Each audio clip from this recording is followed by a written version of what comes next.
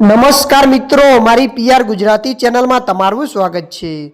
મિત્રો, દેશ દુનિયાની તમામ તાજા ખબર સૌથી પહેલાં જાણવા માટે અત્યારે જ અમારી પીઆર ગુજરાતી ચેનલને સબસ્ક્રાઇબ કરી નાખજો। મિત્રો, અત્યારે હાલની સૌથી મોટી અને દુઃખદ ખબર સામે આવી રહી છે।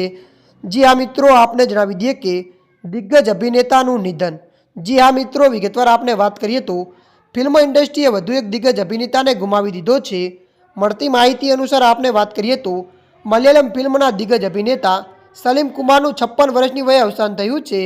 મળતી માહિતી અનુસાર આપને વધુ જણાવી દઈએ કે શનિવારના રોજ તબિયત બગડતા તેમને ખાનગી હોસ્પિટલમાં દાખલ કરવામાં આવ્યા હતા, જ્યાં તેમનું નિધન થયું હતું। જણાવીએ કે સલીમ કુમારને 2010માં સમીક્ષો દ્વારા ફિલ્મ અજમીતી મકાન અબુ માટે બેસ્ટ એક્ટરનો નેશનલ એવોર્ડ મળ્યો હતો। ત્યારે મિત્રો, અત્યારની આ મોટી દુઃખદ ખબર મળી રહી છે।